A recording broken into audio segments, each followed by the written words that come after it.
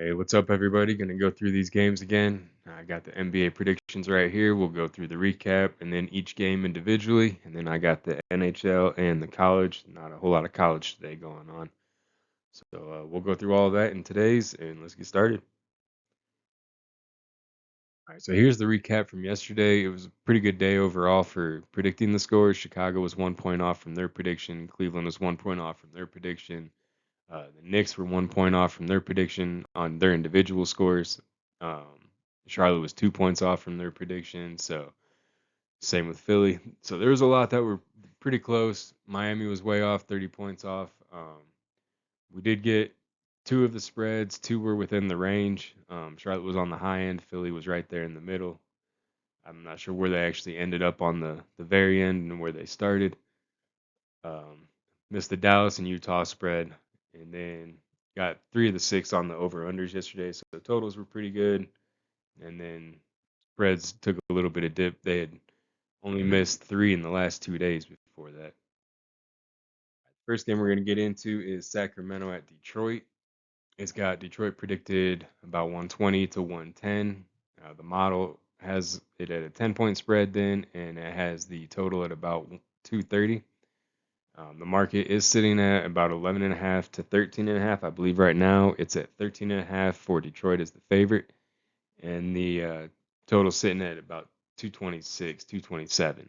So the model likes Sacramento to cover the spread, and it likes Detroit, or it likes the over in the whole game. I think it would be better to probably buy Detroit down a couple points if you don't think they can cover the spread than to try to take Sacramento on the spread. As you can see, it was closer at the beginning of the week. Day one, it only had Detroit at about 3.5 points, and that's steadily grown all week. Sacramento, they won a few games in a row after struggling most of the year, and they've gone right back to losing. Um, Sacramento is 1-4 in their last 5, 4-6 in their last 10, and they're 3-18 on the road. So none of that looks very good. And Detroit is 17-5 at home, 4-1 in their last 5, and 7-3 in their last 10. They just lost to Houston. Um, I'm sure they're wanting to come out and not even have that be an option today. So on their injuries, it shows Cade as probable. So I'm assuming he's going to go. Levert's still doubtful. Sacramento has Levine questionable. So if he doesn't go, that's going to be a big hit to their scoring. I know he's pretty streaky, but he can put up a lot of points pretty quick when he's actually on. He's had a lot of experience playing in Detroit from his Chicago days. From what I remember, he played pretty well there. So I think, like I said, I would probably just take Detroit down a couple points and uh, and play that if you don't think they can cover such a big spread. The over under, I'm iffy on. It started at 224. It's grown up to 230. So where Vegas has it is right in the middle where it was in the middle of the week. And yeah, I could see this going either way. Detroit plays pretty good defense. Sacramento's pretty streaky. So if Detroit gets a big lead, they could sit on it. If Sacramento is on, they could push Detroit to push the pace a little bit more. So I'm not a big fan of the over under. I do think Detroit should win and win pretty easily, especially after losing that last game. Now here is a game of injuries. The model's not too confident. It started right there at a push, had them predict the same score. Went to Memphis for a little bit after Ja came back, and then it flipped right back to Denver. Got Denver at 3 points today. The total's been pretty consistent, 231. Then it did drop to 226, 228, somewhere in there for the last couple of days. So the market currently is at a Memphis 4.5, I believe. So it's even gone up more in Memphis's favor since that. And the total's at 222. So it's dropped even more since where it's at. So a lot of that's going to be injuries. They got Murray's questionable, Watton questionable. Gordon is out. Christian Brown is out. Cam Johnson, Jokic obviously still out.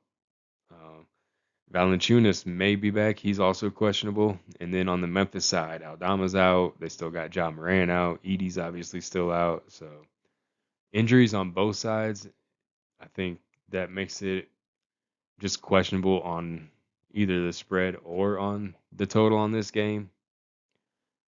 Um, I think you're just waiting to see if Murray actually plays. If Murray and Watson play, I think that gives Denver enough to at least stick with them, maybe pull it out.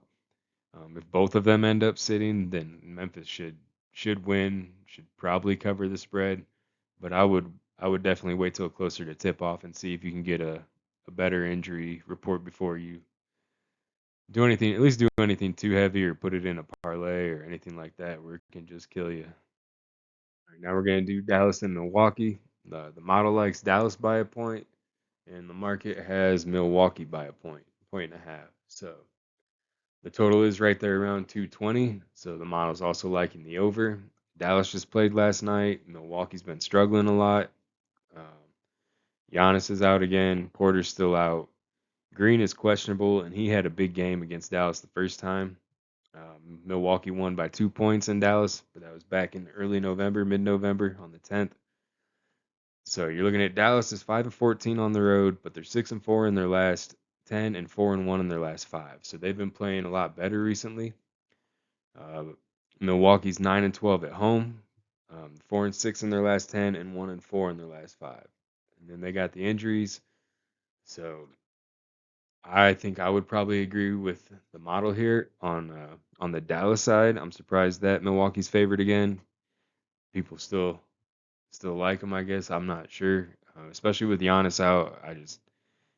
Although when he came back, it seemed like they dipped a little bit in what they were doing, how good they were doing. So I don't think they've been good at all this year, but it seemed like they had a little more chemistry without him, which is a little strange. But I haven't watched any of their games. This is all just me looking at stats and final scores. So the model was a little heavier on Dallas, not much. Midweek started at 1 point, jumped up to 5 on day 2, and then it slowly shrunk back down to 1 point. But that total's been pretty consistent right there. 228 did go up to the 231.5 midweek, right back down to 227.5 today. So all of that is on the overside.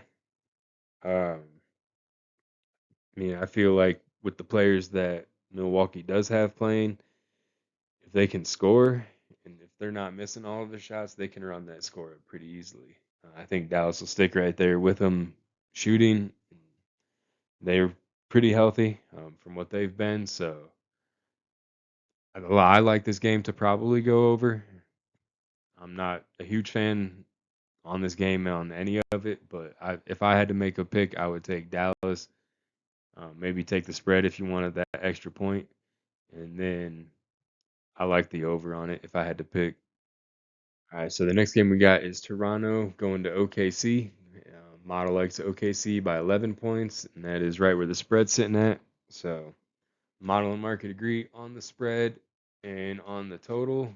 Also sitting at 225 from the model, and it is right there on the market. So they are agreeing with what my model is seeing for this game. Uh, the the injuries are still there. They still got Caruso, Hartenstein, and J Dub out for OKC. They got Wiggins questionable today, and then Quickly and Colin Murray Boyles are questionable for Toronto, and Podol's still out for Toronto. So not a lot of really new injuries. A lot of these players have been out for at least a game or two, some for quite a while.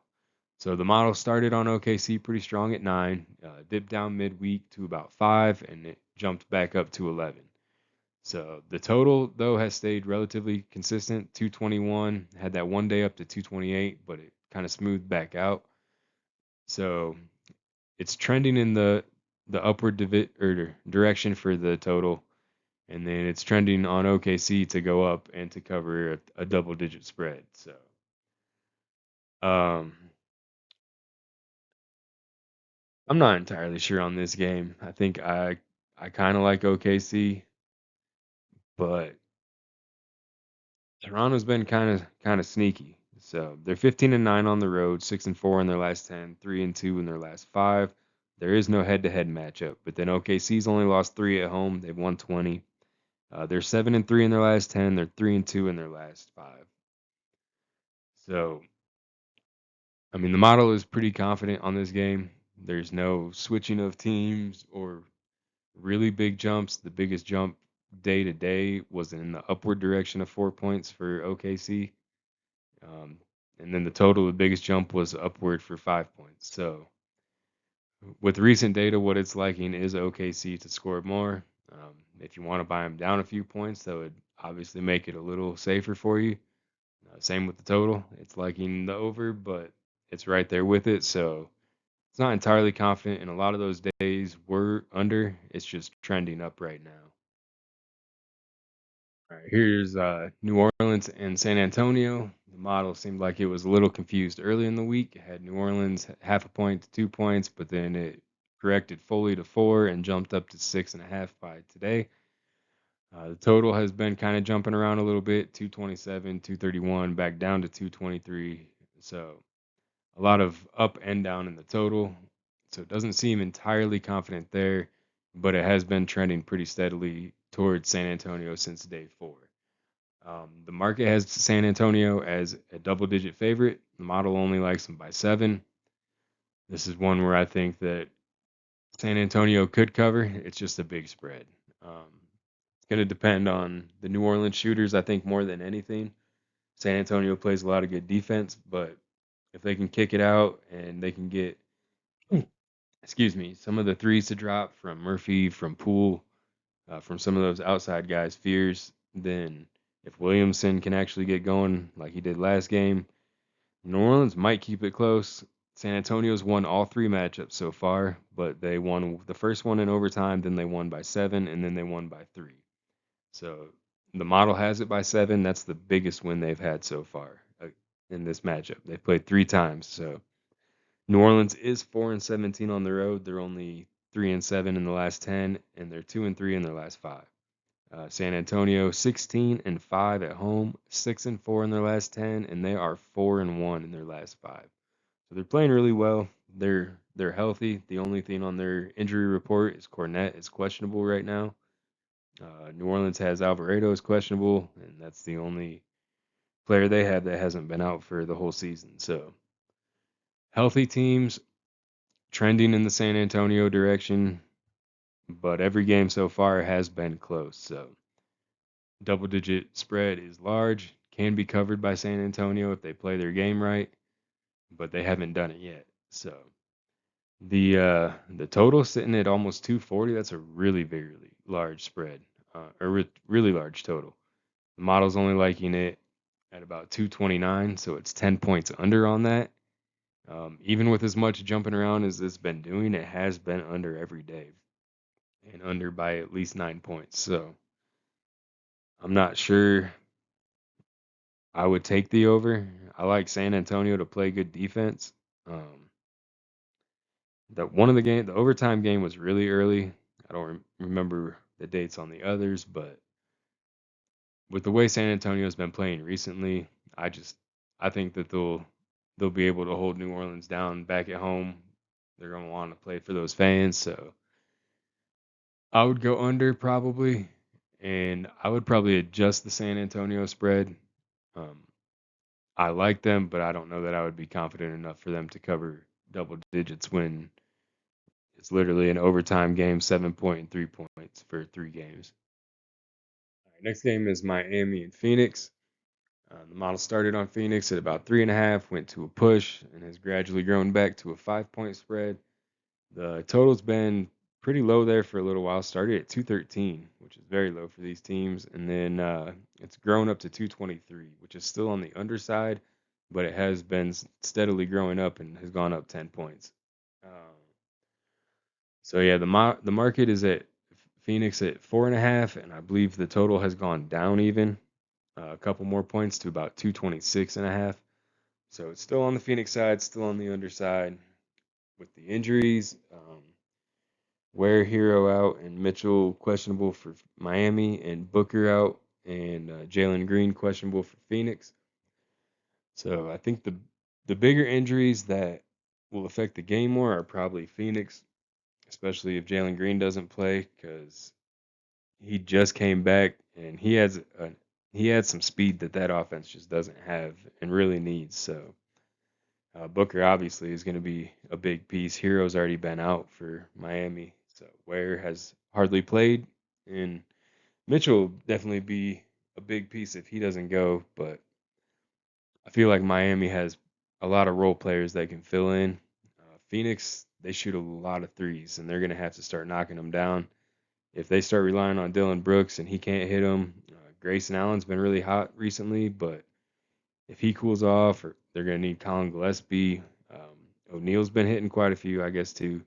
But they live and die by that three ball. So that that would be my biggest fear on the underside of this game is just if they do get hot from behind the arc, then they're easily going to go over such a low total.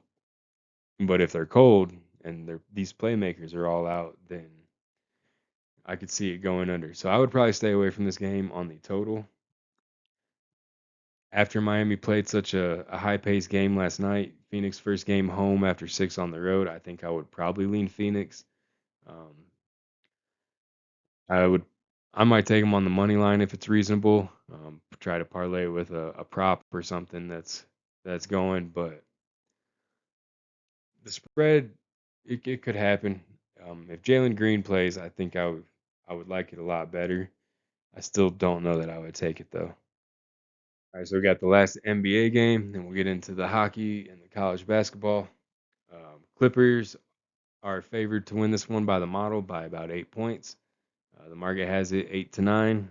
Right now, I believe it is at 8.5, so sitting right there with it. The model likes 227 on the over under. The market has it at, let's see, it was 211 last I looked. So it's been between 211 and 215. So the model does like Brooklyn to cover the spread, and they like the over. They have one previous matchup. It wasn't that long ago. It was on the 9th. LA won in Brooklyn by 16. They won 121 to 105. Um, Looks like today Brooklyn has Cam Thomas out. Clowney's doubtful. And then Kawhi is still questionable for the Clippers. I think that's obviously the biggest piece of information in this game is will Kawhi go or not? He adds quite a bit to both sides of the ball. So if he goes, I could see maybe a lower total, but also he's going to be putting up points. So Brooklyn likes to hang around with teams, so I think the pace of the Clippers is really going to determine this game. Um, let's see, Brooklyn is 6-14 on the road, but they've only won one of their last 10 and one of their last five. The Clippers are 12-9 at home, 8-2 in their last 10, and they've won four of their last five. So they've still been winning even without Kawhi playing. And if you look at the model, it started at 10 points. It did shrink down on day 3 all the way to 2.5, but it jumped right back up to 7, 9, and sat right around 8 for the last 2 days. The total, same thing, 227, 230, and then it dipped down to 225, 219, and then it shot right back up, 227, same place as the beginning of the week. So I think the dip would be Kawhi being out. So I'm not sure who they played around day 2, day 3. It must have been a lot lower scoring of the game, and then they scored more in their last game. So, or Brooklyn. Actually, that total is going to be the Brooklyn game against the Knicks because they only scored like 60 points in that game. So the model overreacted just because of how low it was, and then they got back to a normal game, and it shot it back up. So it's liking the over on this game with the information that it has. It is not liking the Clippers to cover the spread. I don't think I would trust that one necessarily. The Clippers have already done it pretty easily once, and Brooklyn lets games get out of hand at times. They hang around till late. Sometimes they keep it close at the end, and then other times they just fall apart. That Knicks game, they didn't show up at all in the first half. So I think I would be on if you can adjust it down and find a good line. I think I would take the Clippers a little bit lower than what they are. Um, I think they can cover that spread, but for me to put it on that, I think I would definitely need to wait for that Kawhi information, if he's going to play or not. Uh, the total shrinking, and my model likes the over. So I'm not sure what exactly it's seen. That's a super low total at 211. And I mean, I think the over just seems way too reasonable on that one. All right, we'll run through this hockey real quick. It is ordered from the highest confidence of the model to the lowest confidence of the model. And then you got your day 1 to day 7, just like the NBA. So the model likes Chicago. Overall, it's had Chicago every single day. That's the highest pick. The market is actually on Florida. Florida's a favorite right now, but not by a lot. They did play opening day. Florida won 3-2, and they played in Florida. Florida's 13-10 on the road. Chicago's 11-12-5 at home. Um, Florida is 6-4 in their last 10, 3-2 in their last 5. Chicago's 5-4-1 in their last 10, and 2-2-1 in their last 5. They do have Bedard back. They've had him back for a little bit. Spencer Knight looked like he was going to be the starting goalie. If he's the starting goalie, then this is going to be a really good goalie matchup between him and Bobrovsky. Um, I I could see it being really close. You may want to take Chicago with the 1.5. Maybe they push it into overtime and then guaranteed to win with a plus 1.5. If you can get them at a reasonable odds at plus 2.5, I think that's going to be your safest bet. But I could see them winning this game. They pushed Tampa into overtime the other day. Tampa had won, I think, all but one of a 10 or 11 or something at that point. So Chicago's playing a lot better. They're keeping a lot of games closer now. So yeah, you could probably take them with plus and be pretty safe, I think. I mean, nothing's ever safe, but as far as that goes, I think it would be pretty safe bet. Vegas and Ottawa, we got Vegas favored by the model, and they are favored by the market as well. Another slight favorite, negative 142 odds, just like Florida. So nothing huge. Ottawa won their first game. It was back in the end of November, around Thanksgiving time. They won 4-3 in a shootout. It was actually in Vegas. So this game is in Ottawa. The models had Vegas favored every single day this week. It's obviously fluctuated a little bit throughout the week, but nothing too crazy. Like I said, with hockey scores, the fact that most games are 4 goals or less on a team, it's hard to find that distance. So you really got to look at the decimals and just see which direction that's going. If it's growing even by point 0.1 or shrinking by point 0.1, that's a bigger growth or shrinkage than you may think. A lot of games go to overtime. So Vegas is 13-6-6 on the road. They're 3-2 in their last 5, 8-2 in their last 10. So they've been pretty hot recently, playing a lot better. Ottawa's 11-10-4 at home, but they're 1-2-2 in their last 5 and 3-5-2 in their last 10. So they have not been playing as well recently. Only 3 wins. 2 of their losses were in overtime, but Vegas has won 8 of their last 10.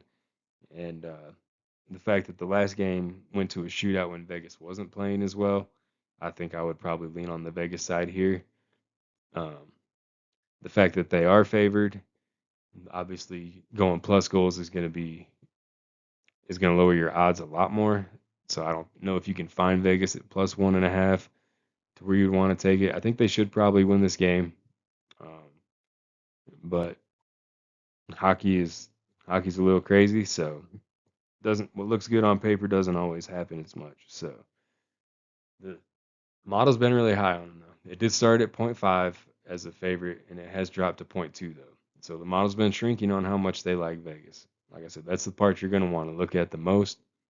With Pitt and Vancouver coming up, it has Pitt. This is a medium confidence tier. It's got Pitt favored all week though. They've been favored from point 0.3. It has dropped to point 0.1. Not entirely sure why. Vancouver has only won 1 game out of their last 10 or 11. They beat Washington a couple games ago, and then they lost the next game again. They haven't even pushed any of those into overtime. They have all been regular time losses. So Vancouver is not playing well. Pittsburgh, on the other hand, 14-7-4 on the road, but they're 4-0-1 in their last 5. So their only loss was in overtime or a shootout, and they're 6-2-2 in their last 10. They have points in 6 straight games, so even their 2 losses in the last 6, both of them have gone to overtime or a shootout, and then they've won the other 4. Like I said, Vancouver has lost 1 of 10 or 11, not playing well. Pitt's a very streaky team. They are on the road, but I like Pitt to win this game. Um, they can put up a lot of points really quick too, so you may you could probably get away with Pitt at -1.5 on this. I'm surprised the model's not predicting them a little bit higher. Uh, but Vancouver's not even going to overtime. So an empty netter at the end of the game is a very live option. We also got New Jersey and Seattle. This is where we're getting into the lower confidence ones. The model is not as sure. It started out Seattle by zero point 0.1, went up to Seattle by 0.5, and is back to Seattle by 0.2. So it started to like them more. Now it's shrunk back. That's why the confidence isn't as high on this game from the model. Uh, New Jersey's 15 and 13 on the road. They're 4 and 1 in their last 5 and 5 and 5 in their last 10. Seattle is 11 9 and 5 at home, but they're only 1 and 4 in their last 5 and 3 5 and 2 in their last 10. New Jersey is favored at -130, and they did win at home back on the 14th in overtime, 3-2. So it was a close game back then. Uh, the model's liking the underdog here, so again, you could get the +1.5 at better odds if you wanted to try to go that route and agree with the model. If you want to go with New Jersey, money line's going to be your best for odds. If you try to go +1.5, you're probably not going to get too great. But again, they're only a -130 favorite, so you may be able to get a decent odd at +1.5 and hope that it goes to overtime or they keep it close. The thing about hockey is that 1.5 can look really good when they're down 1 at the end of the game until they pull that goalie. That empty netter will always kill a +1.5 at the end of the game. So I think on this game, I would probably just take the underdog +1.5. The fact the model's been on them all week, they are the home team. That seems like the best route to go for me. It also has high totals. I'm guessing I didn't look, but I'm guessing this is a 6.5 total. You might be able to take it down to 5.5 and get decent odds. Looks like both sides have been scoring though. Next game is Anaheim and Calgary. This one kind of surprised me. Calgary was picked by the model, low confidence. Started Anaheim early in the week, flipped to a pick 'em, and then now it is on Calgary by 0.3. Calgary is favored, but it's pretty much a pick 'em in Vegas, -115 to -105. So I would look and see who you think will win this game, and you can get them at a +1.5, pretty good odds, I would imagine. Um, the reason I don't understand why Calgary is the favorite in this game, there's no head-to-head data, but Calgary has lost 2 straight games by multiple goals, and Anaheim has won 3 of their last 5 in extra time, but they're 5-0, 6 straight wins. So they're winning a lot. They're just winning close games. So, like again said, the fact that 3 of those games have gone to overtime, that's where that +1.5 comes in. You can't lose by 2 in overtime. You can only lose by 1. Anaheim's 12, 13, and 2 on the road. They're 5-0 in their last 5. They've won 6 straight, and they're 6-4 in their last 10. So they had been struggling, and they've gotten hot recently. They're at least pulling them out. But one of the wins in overtime was against Colorado, who's the best team in hockey, although they've been struggling recently. So Calgary is 13, 9, and 3 at home, 2 and 2 and 1 in their last 5, and 3, 6, and 1 in their last 10. So 6 straight versus 2, 2, and 1 in their last 5. Between the two of them, they've had 4 of their last 5 games each. Um, Not each, but if you combine them, it'd be 10 games. So 4 of those games have gone into overtime, which is a pretty high number. So they're keeping them close. Calgary's just on the losing side of a lot of them, and Anaheim's coming out on the winning side of those close games. Last game's Colorado and Toronto. Like I said, Colorado best record in the NHL, but they've been struggling recently. They're 14, 4, and 5 on the road, 1, 2, and 2 in their last 5, 4, 4, and 2 in their last 10. Toronto is 16-7-6 at home. They're 5-3-2 in their last 10. They've only played one time. Toronto won 4-3 in overtime back on the 12th. In that game, Colorado did have a minor league goalie in net. They are back to their starters. They're all healthy again.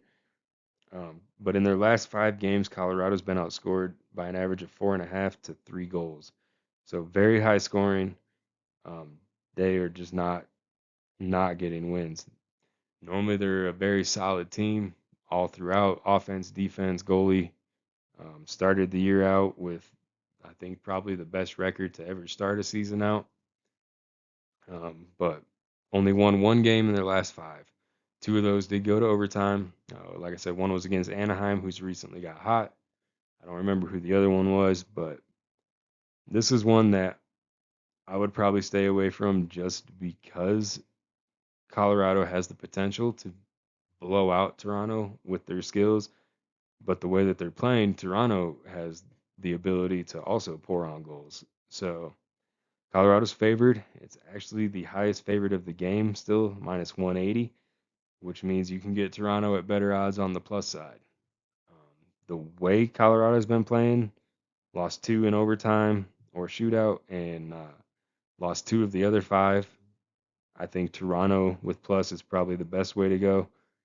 But like I said, Colorado is just a really, really good team, and to go against them is definitely risky. So we'll go ahead and we'll look at the college games real quick. Like I said, there's not too many. So only 6 games today. I did not find any lines for St. Francis and New Haven when I was looking earlier.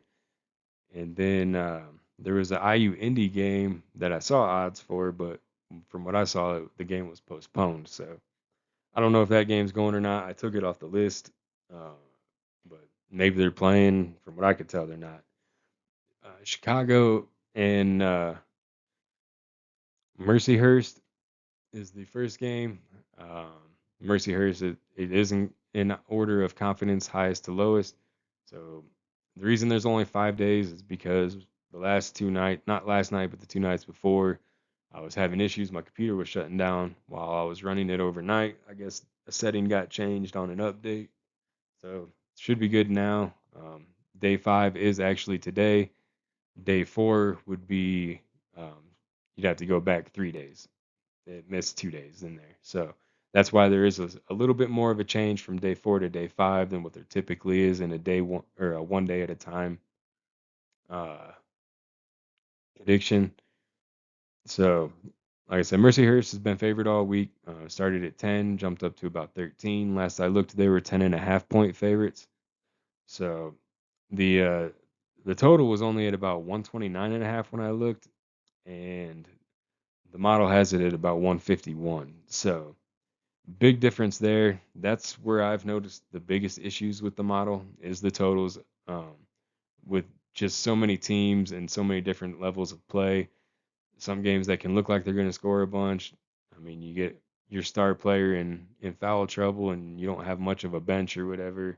A lot of that can get a little shaky. So I don't know that I would trust how much the total is over.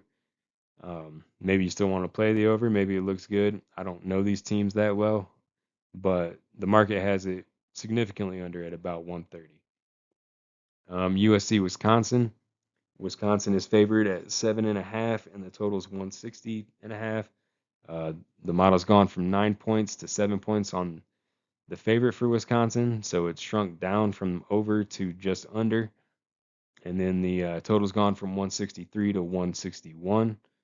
So still on the overside. It's just shrunk down from a couple points over to the half a point over. Yesterday, a significant amount of games that were showing half a point under on the spread. The favorite actually covered. I don't have exact numbers, but there was at least 7 or 8 games where it predicted half a point under, and the team actually, I think they won 5 of the 7, if I do remember right. So that's where it's at right now. Is it's dropped down to 7, and it was at 7.5. So this might be one based on how it was going yesterday, where Wisconsin covers the spread. Like I said, there was nothing on that New Haven game. Southern Illinois and Evansville. It's got Southern Illinois on the market and on the model to win. About 2.5 in the market. 142.5 was the total for it. So the model is right there with them on the spread. And again, significantly over on the total. Looking at about 15, 16 points higher than what the market has. So I don't know if you want to trust the over on that. Look into it a little bit more, see if they're scoring. Not sure why it's such a difference on the total there. That Wisconsin game was really close. That's why I typically try to stay, if I can find better games in the major conferences, I try to find those games. The talent level is just more steady, so it's easier for the model to actually find uh, what the teams are going to do, as opposed to some of the lower level teams that are just extremely inconsistent in their level of play. Florida Atlantic and South Florida. It's got South Florida to win in the market, and it has them also to win by the model. It's only gone between 1 and 2, so the model thinks it's going to be a close game. Last I looked, it was at 4.5 point favorite for South Florida in the market, as well as a 167.5 point total. So on this side, we're actually coming a little bit under on the total side. They're expecting a higher scoring game, and it's the model's at about 163, 165 all week. So if you added in and thought they would cover, Florida might cover the spread, and you give them that 5 points, the extra 3 points the model doesn't give them, it gets you right there with the total. So maybe the difference is in Florida State or South Florida just scoring a few more points in this game than what the model thinks they're going to do. The last game is going to be Oregon and Washington. Lowest confidence game from the model. The model thinks Washington's going to win by 1 to 2 points. It's gone down from 2 to 1, and the total has gone from 160 to 157. Market's sitting at 10-point favorites for Washington, and the total at 145.5. So it's on the the models on the Oregon spread and on the over. I'm not sure what it is that Vegas sees with Washington. I don't know if Oregon has an injury out or something, because neither team's been playing well. Oregon's lost 5 straight. Washington's lost 4 of their last 5. So obviously Washington is at home, um, but the model's just not seeing any significance on either side for this game, and then they have them as a 10-point favorite. So they have something that they know, or someone's bet Washington really heavy or something. I don't know. I don't see a big blowout. Both teams have been struggling to even win a game. But like I said before, sometimes the bad teams are the ones where it's hard for the model to find because it doesn't know who's actually really bad and who's just bad. So that's all the games that I have for today. If you have any questions, you can go ahead. You can leave me a message, whatever. Hit the like, hit the subscribe, whatever you want to do. Help me out, help you out, and we'll see if we can get some wins. Good luck out there.